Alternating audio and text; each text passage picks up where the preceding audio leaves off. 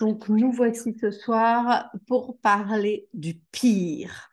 Voilà, j'aime bien un peu être dans les mots chocs, mais finalement, c'est souvent ce qui m'est dit aussi. Toi, ce que tu vis, ce que tu as vécu, c'est le pire. Donc, je vais remettre le contexte. Si tu ne me connais pas encore, je m'appelle Jannick Dumay, éclabousseuse de vie, éclabousseuse de joie. Je suis healer, j'aime bien dire ça, fée, sorcière, magicienne, guérisseuse. Peut-être qu'il va falloir que je commence à me présenter comme thérapeute énergétique quantique, parce que c'est vrai que les gens l'oublient un peu, ils voient surtout ma casquette d'auteur et de conférencière, mais il y a aussi ça qui est là, et c'est possible aussi d'avoir des séances avec moi. Donc, auteur conférencière, auteur de 3 livres, là je les ai sous la main aujourd'hui. Alors, on va démarrer par le premier, il va y avoir encore tellement de jours, qui a été suivi donc du cahier des questions. Euh, ah ben, il est à l'envers, bien. J'avais tout préparé, mais pas tout comme il faut. Le cahier des questions, il va y avoir encore tellement de jours. Et puis du tout dernier, l'envolée. Est-ce qu'on le voit bien? Au-delà du silence, dialogue avec mon fils de l'éternité. Donc, salut Cécile, ben, j'espère que ça va un petit peu mieux et que tu es en train de lire L'Envolée, qui est un livre guérisseur, justement, que tu avais pris avec toi pour te coucouner. Euh, donc, auteur, et puis, donc, canal de lumière, c'est je canalise des messages. Et ce soir, je suis contente parce que ça faisait longtemps que je ne l'avais pas fait aussi, parce que finalement, ce qui s'est passé pour moi, donc, après la mort de notre fils aîné en août 2020, c'est que je lui ai posé tout le temps des questions et que finalement, j'ai commencé à capter ses messages. Et surtout, on va dire, 10 mois après sa mort, ça a commencé. Et c'est pour ça que je m'intitule Canal de lumière. Et en même temps, dans le deal, et ça, c'est quelque chose que je partage vraiment dans le livre L'Envolée aussi, donc cette évolution, c'est que c'est pas comme si moi, j'étais restée là et que tout d'un coup, j'avais entendu des voix de la lumière. Ce qui s'est passé, c'est d'abord que j'ai posé une question. J'espère que vous n'entendez pas trop le bruit de fond, parce qu'il y a mon chien qui a décidé de jouer avec des bouts de bois. Donc voilà, c'est comme ça fait partie de la vie. Euh, et en fait, c'est comme j'ai posé des questions, mon fils m'a répondu. J'ai posé des questions, j'ai aussi canalisé, enfin voilà, en fait, je m'adresse à l'invisible, je m'adresse peut-être à mon âme, à ce qu'on peut appeler le divin. Je n'aime pas mettre le mot Dieu parce qu'il est tellement connoté. Et quand je pose des questions, je reçois des réponses. Mais dans ma conversation avec mon fils envolé, donc, je lui dis ça, je lui dis, mais est-ce que tu vas continuer à me parler? Il me dit, si tu me poses des questions, je te répondrai. Mais lui n'est pas arrivé là en disant, voilà, tiens, il y a ce message-là, il faut absolument que tu le transmettes. Donc, quand je pose pas de questions, je reçois pas de message, en fait. C'est à moi de demander. Et finalement, on revient à ce truc-là, demander et vous recevrez. Donc, quand je demande, il y a des choses qui viennent. Et parfois, pour moi, c'est approprié de demander, d'autres fois, non. Et parfois, j'ai cette inspiration, j'ai cette intuition de demander, et d'autres fois, elle ne vient pas non plus. Donc, ce soir, j'ai un message, là, voilà, il est là de l'envoler. Il est imprimé, parce que sinon, c'est le bazar entre, j'ai déjà là 2 téléphones, l'ordinateur, donc pour pouvoir vous le lire tout à l'heure. Mais voilà, pourquoi je voulais parler du pire? Parce que effectivement, j'ai été amenée à vivre quelque chose qu'on appelle le pire, c'est-à-dire enterrer mon fils aîné, donc la mort d'un enfant. Et je l'ai entendu beaucoup de fois, et c'est encore quelque chose que j'entends encore, que c'est le pire. Euh, Moi, je me suis posé la question tout de suite, mais qu'est-ce que c'est que le pire en fait? Oui, c'est le pire que j'ai vécu peut-être jusqu'à maintenant. C'était la chose la plus intense surtout. Euh, le pire, je n'aimais pas forcément ce mot-là. Enfin, il correspondait pas à grand-chose pour moi. Et surtout à partir du moment où j'ai choisi, en fait, de sortir des définitions et d'arrêter de me dire que c'est mal, que c'est bien. C'est juste ça que je suis en train de vivre. Effectivement, la chose la plus intense. Mais de recevoir, en fait, toutes les projections des personnes qui me disent c'est le pire. Parce qu'après, le pire, je me suis dit, mais est-ce que c'est peut-être, je sais pas, comme mon père, dont le père est mort à 18 ans, puis après son frère et après sa mère, est-ce que c'était pas pire? Ma cousine qui a eu euh, qui avait 17 ans quand sa mère est morte d'un accident brutal, est-ce que c'était pas pire? Qu'est-ce qui est le pire? Qu'est-ce qui est le pire en fait? Par rapport à quoi? Donc voilà, moi j'interroge en fait. Je questionne, je dis, ah, est-ce que c'est vraiment le pire ou pas? Qu'est-ce que c'est? Et puis, est-ce que c'est important que ce soit le pire ou pas? Qu'est-ce qui est important? Ce qui est important, c'est que moi, je suis en train de vivre ça. et comment est-ce que je choisis de le vivre. Et dans ma tête aussi, ce qui est venu là, c'était finalement, le pire, ça serait que je ne me relève pas. Le pire, ça serait de ne plus vivre. Le pire, pour moi, ça serait de survivre. Et j'ai aussi imprimé, voilà, aujourd'hui, j'ai fait ça sérieusement, j'ai pris des notes, euh, parce que je me suis dit, voilà, est-ce qu'un deuil, ça peut se comparer à un autre? Qu'est-ce qui est le pire? Le pire, c'est peut-être de n'avoir aucune ouverture vers autre chose. Le pire, c'est peut-être de se mettre en position de victime. Le pire, c'est qu'est-ce que ça peut être? Pour moi, voilà, le pire, ce serait de survivre, de sous-vivre et de rester prostré à regarder la vie passer jusqu'à temps que je trépasse. Ça serait le pire, en fait. Le pire, ça serait de ne plus être capable de sourire, de ne plus être capable de vivre. Le pire, ça serait de rester enfermé, en fait, dans le trauma, dans le choc. Euh, ouais, et c'est ça, de rester. Le pire, ce serait de rester stagné, d'être statufié en fait sous le choc, d'être paralysé par le choc et de tourner en boucle dans le drame et de descendre comme ça. Pour moi, ça serait le pire, effectivement. De croupir dans la désolation, ce serait le pire aussi. Et de vraiment se dire que je n'ai pas autre chose de possible que la douleur, que la souffrance et que je suis condamnée à la souffrance. Ça, pour moi, ce serait le pire. Quand mon fils meurt, oui, c'est terriblement intense. J'aime pas dire le mot terrible, juste c'est terriblement intense. C'est foudroyant, ouais, voilà. Et en même temps, le pire, ça serait de ne pas créer quelque chose à partir de sa mort. Ça serait de ne pas se relever, de ne pas regarder la lumière, de ne pas regarder au-delà, de ne pas être, euh, de ne pas au moins essayer de faire l'effort de transcender, en fait, c'est-à-dire d'aller au-delà de, des apparences, du rationnel, de ce que je vois, en fait. Ça serait le pire. Je ne sais pas ce que pour vous, ce que vous voyez, mais en fait, c'est pour vous inviter à regarder ça. Et pour toutes les personnes qui sont dans cette situation-là, je ne dénie pas que c'est quelque chose de terrible. Et puis, effectivement, le pire, c'est peut-être les circonstances aussi de la mort. Le pire, c'est quand, peut-être, voilà, c'est un assassinat. Le pire, c'est quand, j'en sais rien, quand c'était 3 enfants qui meurent. Quand... il y a toujours pire. On peut aussi toujours trouver pire que soi. Euh, le pire, voilà, moi j'ai eu la chance de connaître notre fils 28 ans, donc c'est quand même extraordinaire. Est-ce que c'est pire qu'il meurt à 28 ans qu'un bébé qui meurt à 7 mois? Bonjour Catherine, je vous vois aussi. Donc, qu'est-ce qui est pire en fait? Et quand on est en fait dans ce truc du pire, on reste dans la comparaison. Et là, je ne vais pas aller plus loin. En fait, je vais vous lire le message de l'envolée, parce qu'en fait, c'était très clair. Et ça faisait longtemps que je n'avais pas demandé des messages pour les vidéos.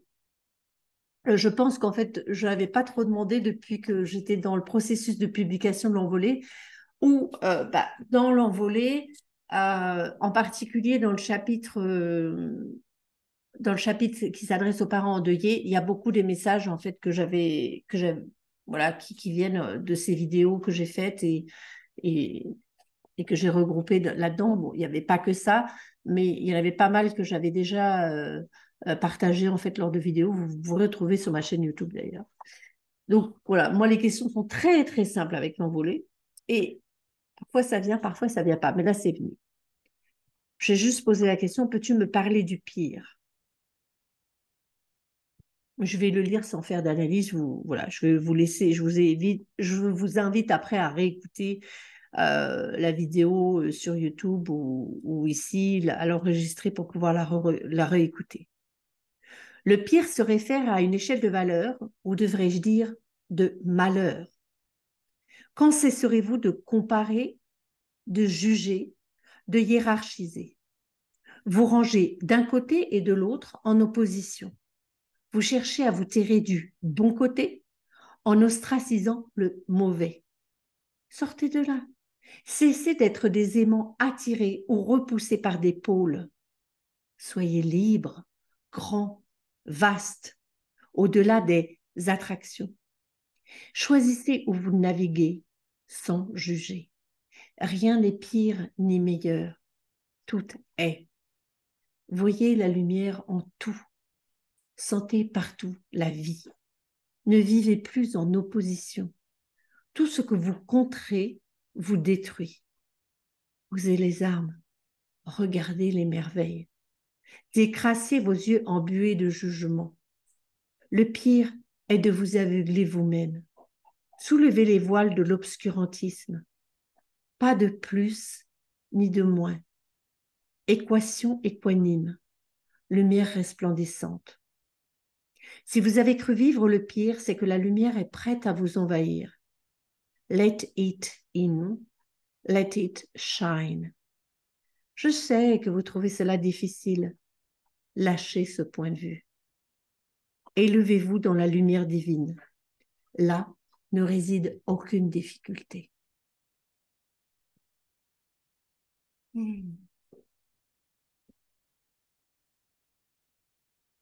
Je profite.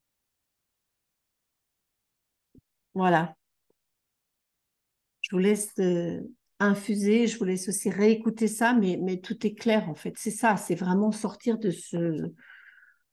la polarité en fait.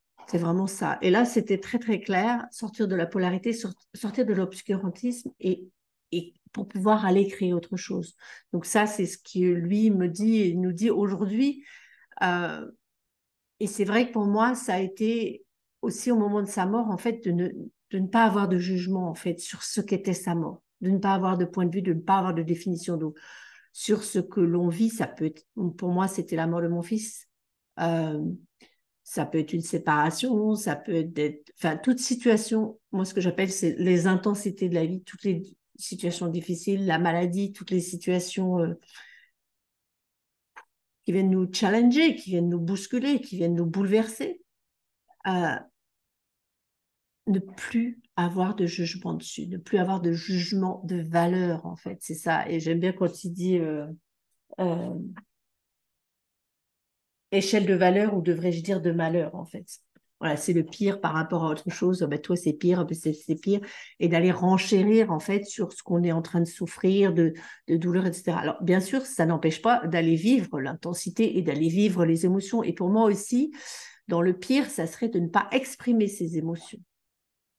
Alors, pas forcément obligé de les exprimer partout, mais de trouver des espaces aussi bien physiques que des espaces temporels pour pouvoir exprimer les émotions, pour les laisser sortir, pour aller les nommer, alors, on peut les exprimer aussi par le mouvement, avec le corps, de pouvoir euh, les laisser sortir et de ne pas les enfouir. Et ça, c'est le pire aussi pour moi, d'aller foutre on dit, d'aller enterrer ça, d'aller mettre un couvert dessus, puis de se dire, bah, voilà, ça y est, c'est passé, je suis forte et je passe par-dessus. Alors, il y a peut-être des personnes pour qui ça fonctionne. Et pour moi, c'est le pire parce que le pire, c'est de ne pas aller visiter, en fait, de ne pas aller au fond de la douleur, de ne pas aller au fond de la souffrance, de ne pas aller euh, tout ressentir, en fait. Comme, voilà, pour les accouchements, moi, j'ai choisi des accouchements naturels, on appelle ça physiologique, je crois maintenant, euh, de pouvoir ressentir, en fait. Alors, chez le dentiste, hein, je prends une anesthésie par contre. Hein, voilà. Donc, voilà, je ne suis pas non plus, euh, comment dire, euh, voilà, j'ai mes paradoxes aussi, mais quand même de se permettre de ressentir, de se permettre, en tout cas émotionnellement, je trouve que c'est important d'aller ressentir toutes les émotions, de pouvoir faire l'effort peut-être, de les nommer, de les décrire, en tout cas de les raconter, euh, pour que ça ne reste pas quelque chose euh, de brumeux, quelque chose de confus, mais aller mettre de la clarté là-dessus, en fait. La clarté sur nos ressentis, la clarté sur nos émotions. Parce que dans un deuil, dans toute situation difficile, il y a toute la palette. Il y a la colère, il y a la tristesse, il y a la souffrance, il y a peut-être de la joie. Et en fait, pour moi, le pire, ça serait ça, en fait, d'occulter ça. Voilà, il parle d'obscurantisme, c'est vraiment ça, quoi. C'est de, de, de les nier, en fait. Ce qui peut être appelé la phase de déni dans le deuil, ou quand il y a un changement, quand il y a un bouleversement.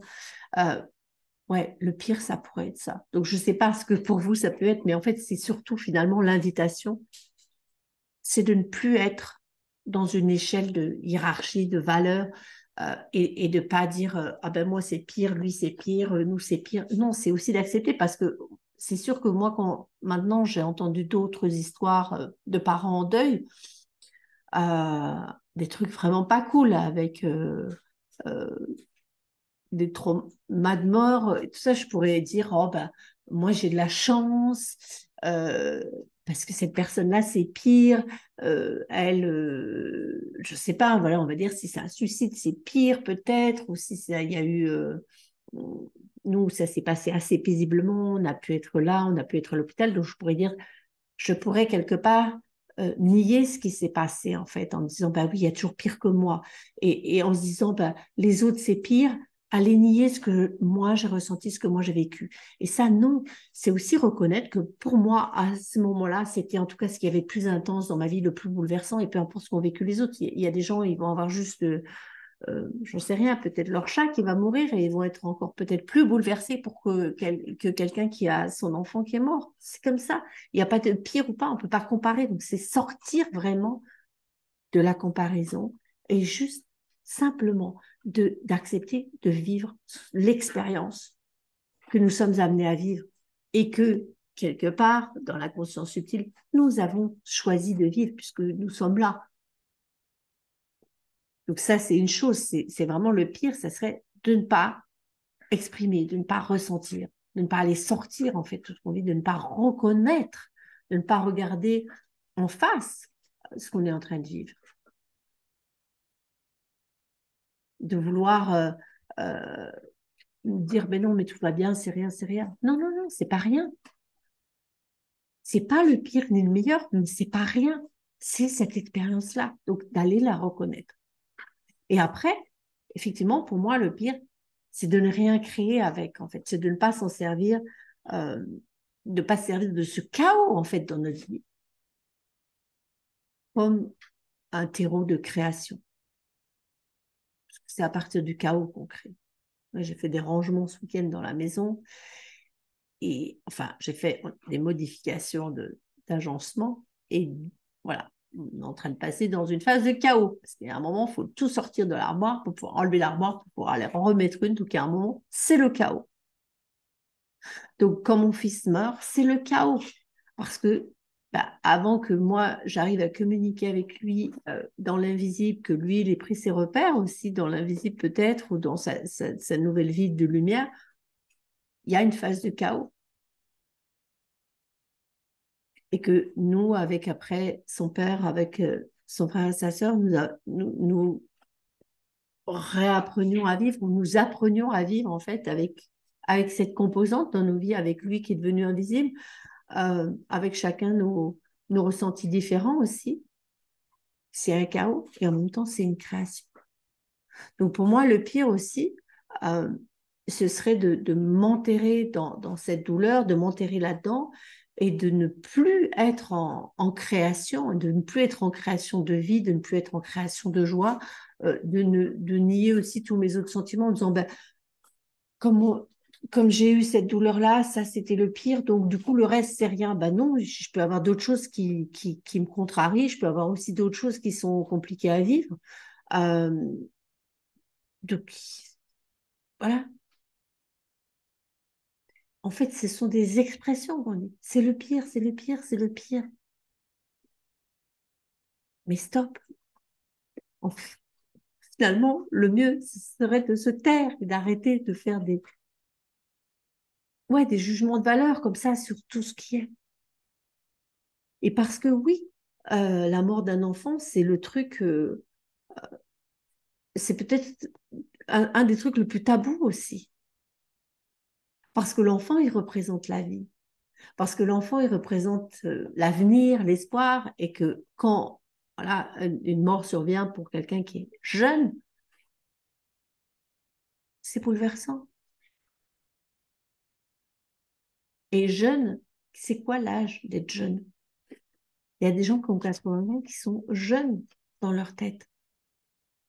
Alors, je ne dis pas qu'un enfant de 12 ans, il est vieux dans sa tête, hein. Et je ne dis pas que c'est pas complètement euh, Alors, je ne voudrais pas dire destructeur, mais si ça peut être destructeur, c'est destructeur et c'est pas le pire d'être destructeur. C'est parce que ça détruit en fait toutes nos convictions, ça détruit tout ce qu'on a cru jusqu'à maintenant, ça détruit euh, tout notre fonctionnement, toute notre vision de la vie.